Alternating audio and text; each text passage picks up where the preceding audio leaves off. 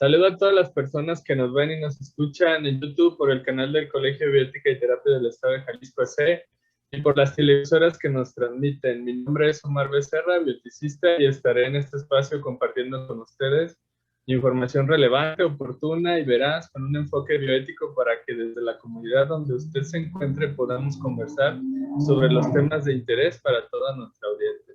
Saludo a mis compañeras Mari Méndez y Gloria Pérez, ¿cómo están? Hola Mar, pues muy bien, muy contenta de estar aquí nuevamente en este programa. Saludo también a mi compañera Gloria. ¿Qué tal, Gloria? Hola Mario, Omar, ¿qué tal? Agradecemos la oportunidad de este espacio y esperamos que las personas que nos ven y nos escuchan puedan participar activamente en nuestra página de Facebook y sobre todo suscribirse al canal de YouTube del Colegio de Bioética y Terapia del Estado de Jalisco. El tema que nos ocupa el día de hoy es bastante controversial. Algunos escépticos de la dignidad piensan que es un concepto subjetivo, al que cada quien le da un significado particular, sin un significado universalmente aceptado. Así es, Mari. Otros piensan que es un concepto blando, subjetivo y difícilmente a la altura de las pesadas demandas morales que le asignan. Un concepto que es usado para justificar una agenda conservadora en temas de bioética y que termina obstruyendo en algunas ocasiones distintos tipos de investigación. Muy bien, adentrémonos en este interesante tema donde se encuentra con nosotros para explicarnos esta gran controversia el doctor Lucio Becerra Martín. Él es médico con especialidad en bioética, una maestría en desarrollo humano, doctor en Derecho Penal, doctor en Derecho Civil, doctor en Administración y doctor en Políticas Públicas, doctorante en Ciencias Forenses y actualmente funge como director del Instituto de Ética y Terapia de Jalisco. Bien, ustedes son muy políticos, muy dignos. Bienvenido, doctor. Es grato que me vuelvan a invitar. Es ingrato lo que les voy a decir. Primero porque ¿han oído hablar de las enfermedades desatendidas? Bueno, en caso de que no, hay toda una noción intrasubjetiva y profesionalizante con sesgos de investigación, la enfermedad desatendida. Y la dignidad es eso, según yo. Según mi punto de vista, es una enfermedad desatendida, junto con todas las que hay en el mundo. Porque resulta que la dignidad es, si la considero como una enfermedad y estigma, y la considero desatendida, y le quisiera manifestar que la mayor parte de la gente piensa que su dignidad es inviolable. En ese sentido, me parece que tienen razón, porque resulta que la dignidad, en el sentido más estricto y profundo de la persona, es interna. Es interna y es inarrebatable. Aunque eso sí puede ser lesionada cuando no se le respeta. Y esto abre el paréntesis a una serie de cuestionamientos que ustedes por su cuenta pueden preguntarme si no está claro lo que voy a decir, e incluso si les causa comezón o roncha alguna posible consideración al respecto. Y es que, díganme, ¿quién no ha sido tocado en su dignidad? ¿El niño? ¿La mujer? ¿El viejo añoso? ¿El joven fuerte? Entonces, cualquier persona, cualquier hombre, en cualquier edad y en cualquier lugar, lo primero que hacemos es vulnerable eso, es vulnerárselo, es tratar de someterlo. Y resulta que esto nos conduce a otro tema, por supuesto, considerar a aquel que se le viola su dignidad, considerarlo como una víctima. ¿Y quién es el primero que victimiza? Pues vayamos a la historia. El hermano. ¿Quién mató a Caín? ¿Quién inició la primera pelea? Hay una serie de cuestionamientos al respecto sobre la víctima, sobre si hay que darle a la víctima al Ser Supremo, si el Ser Supremo tiene que ver con la cuestión de la dignidad. Sin embargo, yo les quiero volver a lo principio que les dije, que es una enfermedad desatendida, porque es incapacitante. Cuando un sujeto no se le respeta su dignidad, lo incapacitan, lo debilitan. Pero lo peor del caso es que la palabra dignidad la hemos tropicalizado. Vean, por ejemplo, en Hermosillo, todo lo que está fuera de Villa, hasta Villa de Ceris, son machos. De Villa de Ceris para abajo. Eso es tocar la dignidad, atacar la dignidad, por más vulgar y desértico que se escuche el término. ¿Qué decir de los jalisquillos, que se sienten más preparados y más omnipotentes que los chilangos, donde con frecuencia ustedes ven en las bardas al salir del aeropuerto o al ir en cualquier lugar ahora con las campañas políticas, haga patria, mate a un chilango? Lo que estamos vulnerando ahí, lo que estamos obrando con toda nuestra humanidad y con todo nuestra fortaleza y odio, es la dignidad. Eso me refiero a que le hemos tropicalizado. En cada estado, en cada ciudad, en cada pueblo, en cada familia, siempre atacamos a la dignidad del otro y sabemos dónde herirlo, dónde hacerle daño. Por lo tanto, es deformante y lo peor del todo, es mortal. Como ven, con esas 4 características, incapacitante, tropicalizada, deformante y mortal, la considero como una enfermedad desatendida, como hay tantas en el mundo. ¿Y por qué la manejo yo como un estigma? Porque es un proceso social. Es un proceso social que se experimenta, que se anticipa.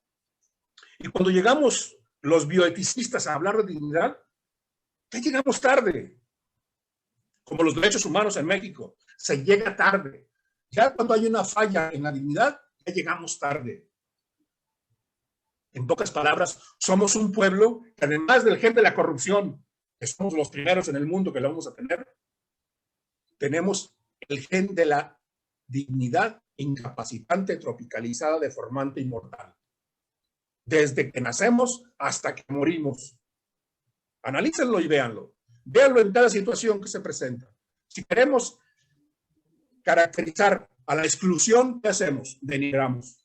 Si rechazamos, denigramos. Si culpamos, denigramos. Si devaluamos, denigramos.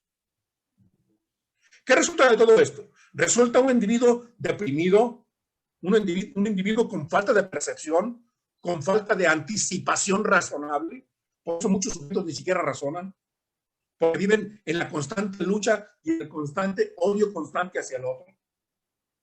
Y esto nos conduce a juicios intrapersonales, intrafamiliares y, por supuesto, juicios sociales.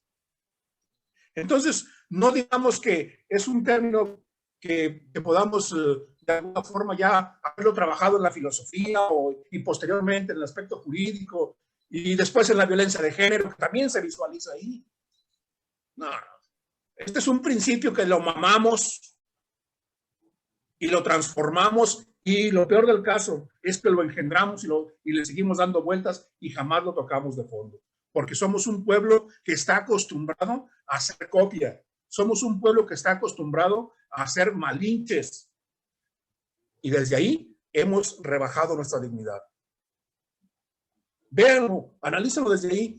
Y por supuesto, recibo cualquier pregunta de ustedes mismos si no soy claro al respecto.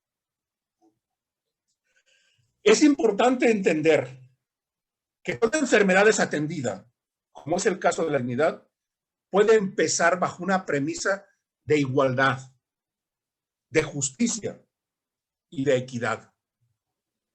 Los 3 términos que maneja la Declaración Universal de Bioética y Derechos Humanos. Se habla de respetar de igualdad fundamental a todos los seres humanos en dignidad y derechos. De tal modo que deben ser tratados con justicia y con equidad. Y pregunto, ¿Se da esto en las familias? ¿Se da esto en las parejas? ¿La justicia, la equidad? Entonces, la pregunta que tenemos que resolver, ¿existe equidad? ¿Existe justicia? ¿Existe igualdad?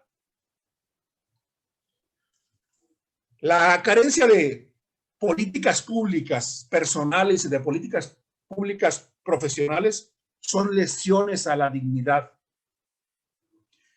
La carencia de políticas de Estado en un Estado fallido como el nuestro, aquí donde se oiga y donde lo sientan, pregúntenles a los padres que han desaparecido a sus hijos y verán si no es un Estado fallido. Pregúntenles a las madres que se les han perdido a sus hijas si no es un Estado fallido. Pregúntenles a los padres que han tenido un hijo en la cárcel y tener que comprar al juez, al magistrado, al abogado y a los testigos si no es un Estado fallido. En la cárcel está el pobre. Por supuesto que también la dignidad está ligada a la pobreza. Y ese será otro punto también a desarrollar en algún momento. No quiero desviar el punto, pero sí es importante que nos quede claro que la mayor carga de esta infección, de esta enfermedad no atendida, la llevan los niños, las mujeres y los ancianos. Por supuesto, con aquel que tiene el poder. Ahora sí puedo decir que la indignidad se ha empoderado de los sujetos que en este momento me están escuchando. Porque ¿quién no lo ha padecido? ¿Quién no? ¿Quién no ha tenido carencias de agua potable, carencias de educación? Y hablo de una educación mediocre a la que nos han acostumbrado desde un principio, desde hace siglos, décadas, sexenios. Una salud mediocre, llena de agua, de mentiras, de vacunas a medias. De nuevo, donde los criterios científicos ya no funcionan, porque los criterios políticos y morales son los que funcionan en una sociedad como la nuestra.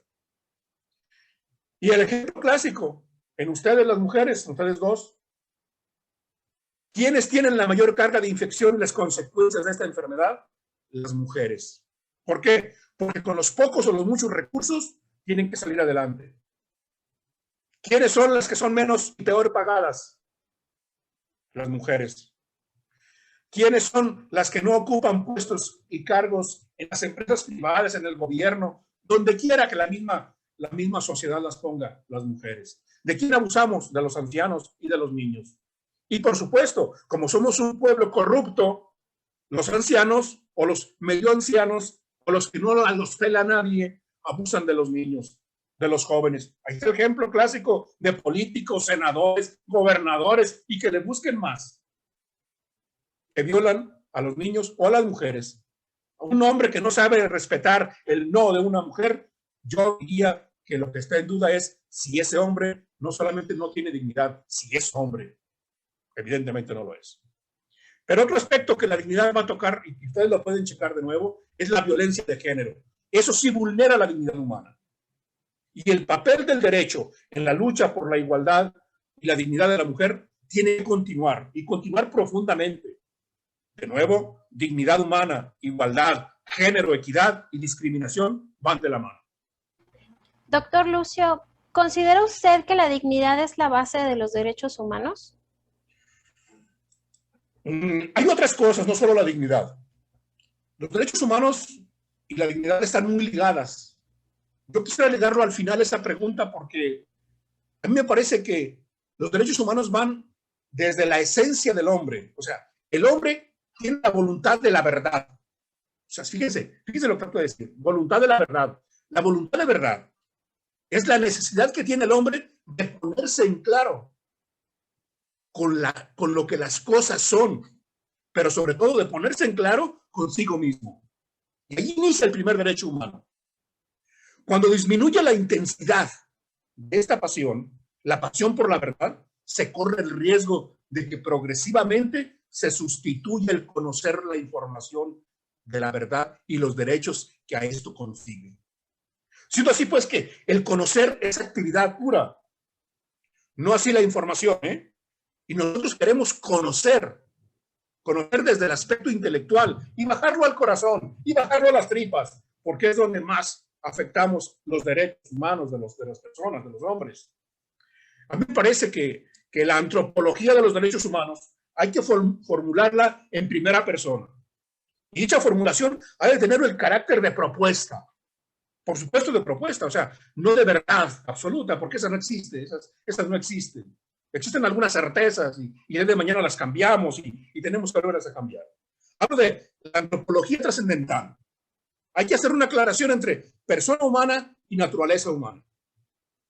Porque la naturaleza humana es lo que compartimos todos aquellos que pertenecemos a la especie humana, la cual se divide en mitades, o sea, a modo de varón y a modo de mujer. Por el contrario, la persona humana, que es de naturaleza encarnada, es radical innovación de realidad, es intimidad, es el quien yo soy, único, irrepetible, nunca clonable. Ese es el acto de ser humano. Eso es lo más importante. Allí vuelve a reiniciarse el derecho humano. La persona humana, al ser de naturaleza encarnada, fundamenta la bioética y de ahí la importancia de una antropología médica inexistente. Posible sí, deseable también. Yo distingo en este aspecto entre verdad radical y verdades participadas. Y es tarea de la ciencia el ir descubriendo estas últimas, las participadas. Es en el uso que se haga de las verdades participadas donde aparece la ética y en consecuencia la bioética. A modo de ejemplo, podemos referirnos al tema de las células embrionarias totipotenciales. No es ético utilizar los embriones para obtenerlos. Y quienes fueron conscientes de ello, porque tienen la certeza de que la verdad es única, siguieron investigando para encontrar un camino que, con ser cierto, fuese también éticamente correcto. ¿Por qué la distinción de esencia humana y de derecho humano en esencia?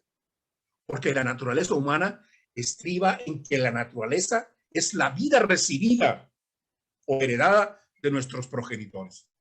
Se trata pues del cuerpo humano, de sus funciones, de sus facultades, con soporte orgánico, con vida natural vivificada, por la esencia y el acto de ser humano desde el primer instante de que el sujeto vive. En cambio, esencia humana es inmaterial y consiste en la vida añadida, es decir, en la perfección y que cada persona humana otorga a su inteligencia, a su voluntad y a su yo real. Y hablo de yo real, no de la realidad, que son cosas muy diferentes, que también es otro tema a tratar, pero ahorita por lo pronto es el yo real. Volver a la persona que yo soy, la que tiene radical necesidad de verdad, de encontrar una respuesta acabada a quién soy yo. Es evidente pues que esta respuesta no la puedo encontrar en otra persona humana, ya que si así fuera, esa persona tendría más densidad de persona que la persona que soy yo, tendría que ser extrahumana. Es aquí el fundamento de la indignidad. Cuando el otro se siente superior a ese otro con minúscula o a ese otro con mayúscula. El problema de la dignidad es que somos un pueblo hambriado, un pueblo muerto de hambre, que nos han comprado desde que nos conquistaron, que nos han comprado desde que eran nuestros ancestros tribus.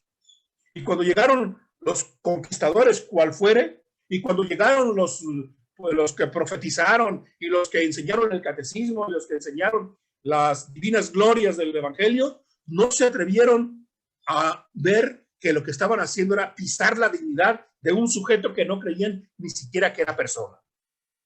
Entonces, desde ahí está el fundamento y lo seguimos arrastrando, lo seguimos llevando por la vida, lo seguimos enmarcando en nuestros salones de clase, lo seguimos enmarcando en la sociedad donde nos convivimos, en el trabajo, en la familia.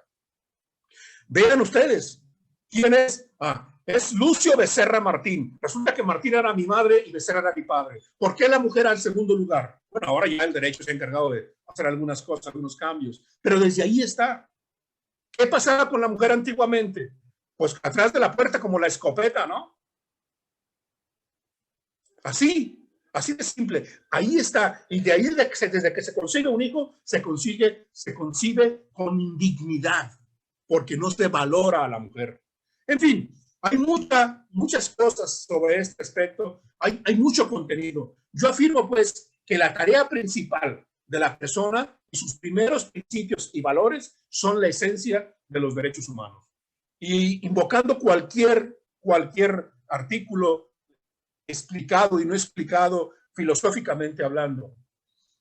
Entonces, por lo tanto, dignidad humana, desde el enfoque filosófico, es pues la dignidad de la persona que constituye el fundamento vital de la idea de los derechos humanos. Y aunque ha sido un comunicado y continúa difundiéndose en nuestro tiempo, no pasa de ser un ideal en todos los países. Y en México, con frecuencia, ni a ideal llegamos, porque tenemos unos derechos humanos vendidos al poder en gestión, vendidos al poder que los sigue manipulando en un estado, de nuevo, un estado fallido y un estado absolutista al que vamos. Porque hemos hecho de los pequeños hombres grandes sujetos amafiados en estatuas vulgares y prepotentes. Y no estoy en política, ¿eh? ¿Por qué existirá tanto escepticismo acerca de la dignidad humana? El punto principal: ¿cuántos libros leemos al mes? ¿Cuántos al año los mexicanos? Pero ni siquiera un libro, porque nomás vemos las pastas. Mire, en Guadalajara, la Feria Internacional del Libro, que no es más que un gran negocio auspiciado por una universidad a la cual el doctor Omar Fernando pertenece, no ha servido más que para negocio y la gente comprar libros y guardarlos. En México no se lee. Si usted analiza estado, hay estadísticas confiables. Vean los artículos de diferentes revistas científicas que hablan de lo que leemos por estado los mexicanos. Y vemos que hay estados. Ustedes piensan que porque son del norte tienen más dignidad que los del sur, o que leen más porque son más dignos, o menos dignos que los de Oaxaca, o más dignos los chilangos que los norteños, los de Hermosillo, o los de Monterrey, o los de Puebla. No, no es así. El problema fundamental es que no nos preparamos, no nos leemos, no sabemos qué es la bioética. La bioética, fíjese, en un principio, quien empezó a estudiar bioética fueron los médicos, los abogados, algunos, muy poquitos, pero los médicos aquí llenaban las especialidades entonces, 80, 100, 200 por generación, por semestre, y pasó a perderse, porque resulta que la bioética no deja dinero. La bioética son juicios no de valor, son juicios de procedencia científica. ¿Y sabe quién lo sabe? ¿Sabe quién ha leído? Nadie. ¿Sabe quién sigue siendo bioeticista? 2, 1, 0 a veces. Porque la exigencia moral de un pueblo es el respeto a su dignidad, y la bioética es lo que va a asumir. Entonces, el problema fundamental es que no leemos, no nos preparamos. Ese es el principal problema, Gloria. Doctor, ¿se debe homologar la dignidad con la autonomía? Sí y no. La dignidad, aunque no nos guste, ya dije al principio que podemos ser menos dignos o más dignos, pero la dignidad no se borra. Y la autonomía es una secuencia y un proceso personal que tiene que ver con la voluntad y con el raciocinio. Y la dignidad no tiene que ver con nada de eso. Tiene que ir con la genética del ser humano. Pero también, y no descalificando a lo otro, se tiene que buscar la integridad, la integración, la concursividad. Tenemos que posibilitar que la educación sea concursiva, que tenga un reconocimiento de lucha en los fenómenos que se dan en el aspecto de dignidad, de voluntad y de igualdad. Y sí, es esencial en ese aspecto. ¿Será necesaria la dignidad como un atributo del ser humano que le garantice respeto ético, doctor? Sí, porque fíjate que la dignidad humana tiene que ver no solamente con el valor ético jurídico, que esto implica el bioderecho y la ética de la bioética, que Omar es el experto. Yo, sin embargo, puedo decir un poco al respecto a este punto. Todo avance científico que genere un cambio en la persona y en los sujetos que conforman la sociedad, va a obligar a que se revisen los planteamientos individuales, va a obligar a que los colectivos sean más conscientes de la persona. ¿En torno a qué? En torno a las situaciones reales que la realidad les va a confrontar y que afectan al ser humano. Por ejemplo, el progreso en la medicina y en la biología puede suscitar esperanzas y alivio cuando una persona tiene un problema específico, de una hija, de un hijo, de un hermano, de una hermana, etc. Sin embargo, también ocasiona dilemas para el hombre común, para los especialistas, sean médicos, biólogos, científicos, filósofos o juristas. Siendo una de las grandes preocupaciones la dignidad de la persona y el cuestionamiento en relación con su respeto con la aplicación de las tecnologías, es necesario, pues, la aparición de una bioética y un bioderecho que tengan que regular los comportamientos. Y ahorita me viene a la memoria el aspecto de las funciones que tiene la Comisión Nacional de Bioética en México. Cuando inició la pandemia, el entonces encargado de la Comisión Nacional de Bioética, porque no era más que un encargado, se le ocurrió sacar un escrito que le costó su despedida. Fue su despedida y debut de la pandemia. Porque no supieron cómo aplicar y cómo jerarquizar los valores de la persona para aplicar el método científico en una aplicación de una vacuna que se ha hecho desde hace muchos años en México y en el mundo. Y le costó el despido. Y la Comisión Nacional de Bioética solo ha servido no para regular ni informar, sino para ser un eslabón del gobierno o del sistema en el poder a su servicio, para poner la ciencia al servicio del poder. Esto es indignidad. Y esto afecta a la dignidad de todos los seres humanos. En este momento, vean los cuadros de cómo se ha manejado la pandemia. Vean el porcentaje que tenemos de vacunados en México. Compárenlo con cualquier país. Somos el hazmerreír.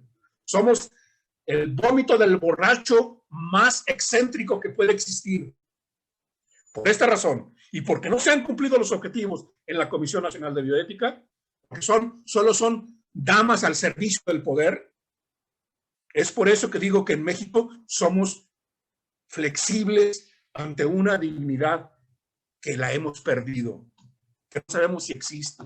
Y por eso cada quien da la información que quiere y da el concepto que quiere, porque finalmente dignidad es lo que menos le importa al otro. Pues de nuevo, porque somos un pueblo con hambre, un pueblo con inseguridad, un pueblo con un yo destruido, un pueblo acostumbrado a obedecer, un pueblo que solo ha sido y seguirá siendo alcances y medios para otros, y no fin como personas que somos los mexicanos.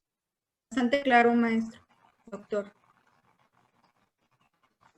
Doctor, ¿qué le gustaría aportar para concluir este tema? Bueno, si ya vamos a concluir, me parece perfecto. A mí me gustaría decir que la dignidad humana, como para que a mí que me quede claro, porque a mí me tiene que quedar claro, yo soy probablemente el más vulnerado en este aspecto. La dignidad humana es una especie de incógnita, cierto, que con humildad debemos tratar de darle una explicación racional, científica. No pesa, no es sentida. Su existencia es consecuencia de los valores sociales. Y visto de esta manera, la dignidad tiene raíces existenciales que conllevan a la posibilidad de que se abra a la existencialidad de la existencia y la posibilidad de atacar los problemas ontológicos con suficiente fundamento. Y es que miren, aceptar su existencia es aceptar el inicio del perfeccionamiento humano. que empieza con el respeto a sí mismo y luego se extiende hacia los demás. Respeto hacia la dignidad humana, esta es esencial, universal y raíz ontológica del ser humano. A pesar de ser reconocida, promovida, protegida por la sociedad y la persona, todavía no se tienen criterios filosóficos homogéneos, rigurosos para su definición. Cada filósofo, en función de sus valores personales y de su entorno social, expone sus argumentos, su naturaleza y con el propósito de adecuar la moral a la ideología, que comprende no solo ideas o representaciones sociales, sino también hábitos y costumbres, que en su conjunto conforman los elementos que constituyen su estructura, siendo los fundamentales para mí la vida, la libertad, la justicia, la paz y el honor. Muy bien, bastante claro, doctor. La dignidad ha entrado en el lenguaje bioético recientemente como uno de los 4 principios elaborados por el pensamiento europeo: autonomía, vulnerabilidad, integridad y dignidad. El derecho a la dignidad es la matriz de un cierto número de garantías que son formalmente legales, pero cuya protección es necesaria para asegurar el respeto del principio en sí mismo. Muy bien, le agradecemos al doctor Lucio Becerra Martí por la oportunidad de acompañarnos y compartir su amplia experiencia con nuestra audiencia. Los esperamos en nuestra siguiente emisión. Estén muy pendientes del siguiente tema. ¿Cuál será nuestro siguiente tema? Hablaremos sobre bioética y alimentos transgénicos. Nos acompañará la doctora Liz del Toro, que es doctora en procesos biotecnológicos. Les recordamos que nos pueden contactar por medio de nuestra página de Facebook, Temas de Bioética. Muchas gracias, Mari, gracias, Omar, y por supuesto a nuestro invitado, el doctor Lucio Becerra, por acompañarnos. Ha sido un placer estar en este espacio. Agradecemos al doctor Lucio, agradezco a mis compañeros que han sido tan amables de presentar este programa, y búsquenos a través del canal de YouTube Colegio de Bioética y Terapia del Estado de Jalisco. Hasta luego.